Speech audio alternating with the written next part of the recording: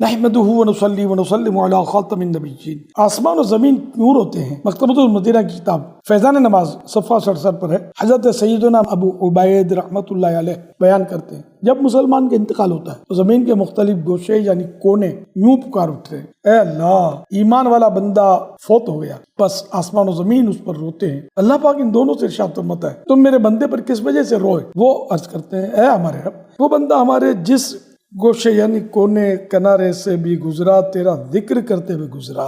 حوالہ شرح الصدور اردو صفحہ 194۔ کچھ نیکیاں کما لے جلد آخرت بنا لے، کوئی نہیں بھروسہ اے بھائی زندگی کا۔ سگے مدینہ محمد الیاس عطار قادری رضوی عفیانو کی جانب سے السلام علیکم ورحمۃ اللہ وبرکاتہ۔ مجھے یہ افسوسناک خبر ملی کہ عبید رضا اور امیر حمزہ کے ابو جان اور عبدالرزاق عطاری، یونس عطاری، محمد یوسف عطاری، عبدالستار عطاری اور فرمان علی عطاری کے بھائی جان عمران عطاری شوگر کی بیماری میں مبتلا رہتے ہوئے 6 شوال شریف 1446 مطابق 5 اپریل 2025 کو قریب 38 سال کی عمر میں شکارپور سندھ میں انتقال کر گئے۔ انا للہ و انا الیہ راجعون۔ میں تمام سوگواروں سے تعزیت کرتا ہوں اور صبر و ہمت سے کام لینے کی تلقین۔ الحمدللہ رب العالمین والصلاة والسلام علی خاتم النبیین یا رب المصطفیٰ جل جلالہ وصلی اللہ تعالی علیہ وآلہ وسلم۔ مرحوم کہ بے حساب مغفرت فرما، ان کی قبر کا اندھیرا دور ہو، ان کی قبر نور علی نور ہو، اور نور حبیب صلی اللہ علیہ وآلہ وسلم کے صدقے ان کی قبر تاشر جگمگاتی رہے۔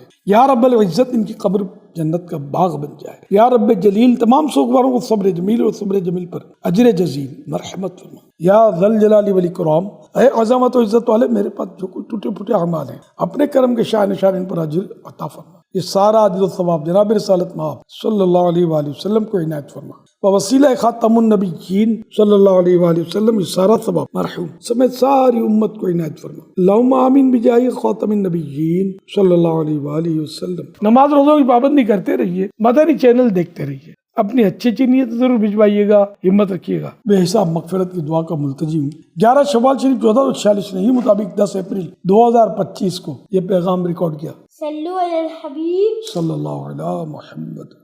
اب جو بقیہ پیغام پیش کیا جائے گا وہ امیر اہل سنت کی آواز میں پہلے سے ریکارڈ شدہ ہے۔ تمام سوگوار صبر و ہمت سے کام لیں، اللہ رب العزت کی رحمت سے مایوس نہ ہو، اللہ کریم کی رضا پر راضی رہیں۔ سب نے دنیا سے جانا ہے، جی ہاں، اپنی بھی عنقریب باری آنی ہے، موت آنی ہی آنی ہے، جان جانی ہی جانی ہے۔ کوئی بھی یہاں ہمیشہ رہنے کے لیے نہیں آیا۔ جانے والے کے لیے خوب دعائیں مغفرت کی جائے، اسوال ثواب کیا جائے، ہو سکے تو صدقہ جاریہ کے کام کیے جائے، مگر بے صبری ہرگز نہ کی جائے کہ بے صبری کرنے سے جانے والے نے پلٹ کر کہاں آنا ہوتا ہے۔ الٹا صبر کے ذریعے ہاتھ آنے والا جنت کا خزانہ ہاتھوں سے جاتا رہتا ہے۔ یہ صبر تو خزانہ ہے جنت عاشقو، عاشق کے لب پہ شکوا کبھی بھی نہ سکے۔ یہ یاد رہے کہ میت پر نوحہ بھی نہ کیا جائے، کیونکہ نوحہ یعنی میت کی خوبیاں بڑھا چڑھا کر بیان کر کے آواز سے رونا، اسے بین بھی کہتے ہیں، یہ حرام ہے۔ دیکھیے بہار شریعت جلد اول پیج نمبر 854۔ ڈامر اور خارش کے کرتے، رسول کریم صلی اللہ علیہ وآلہ وسلم کا ارشاد عظیم ہے، نوحہ کرنے والی نے اگر مرنے سے پہلے توبہ نہ کی تو قیامت کے دن اس طرح کھڑی کی جائے گی کہ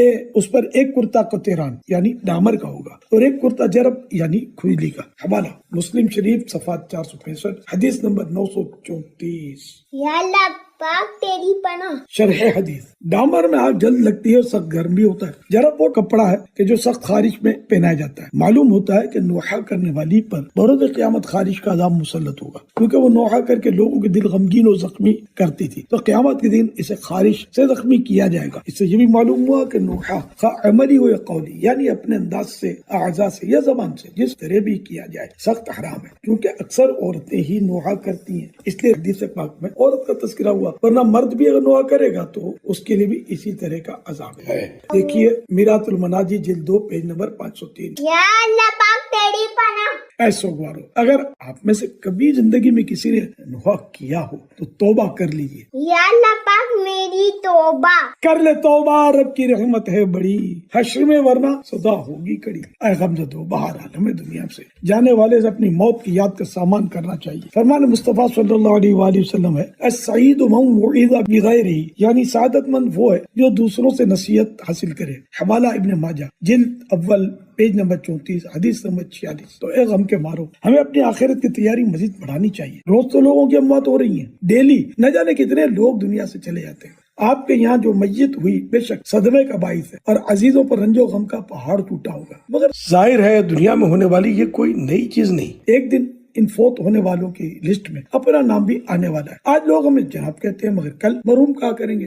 آج جن خواتین کو محترمہ کہا جاتا ہے کل انہیں مرحومہ کہہ کر پکارا جائے گا۔ ہاں مرتے جاتے ہیں ہزاروں آدمی، عاقل و نادان آخر موت ہے، یعنی عقل مند بھی مر رہے ہیں، نادان و ناسمجھ بھی موت کے گھاٹ اتر رہے ہیں۔ بارہا علمی تجھے سمجھا چکے، مان یا مت مان آخر موت ہے، ایک دن مرنا ہے آخر موت ہے، کر دے جو کرنا ہے آخر موت ہے۔ صلو علی الحبیب صلی اللہ علی محمد۔ ظاہر نصیب مرحوم کے اصالہ ثواب کے لیے اللہ رب العزت کے دیے ہوئے مال میں سے مسجد بنا دیجئے یا مسجد کی تعمیر میں حصہ ہی لے لیجئے۔ مسجد بنانے کی فضیلت تو دیکھیے، بخاری شریف حدیث نمبر 450، فرمان مصطفیٰ صلی اللہ علیہ وآلہ وسلم، جو اللہ پاک کی رضا کے لیے مسجد بنائے گا اللہ پاک اس کے لیے جنت میں گھر بنائے گا۔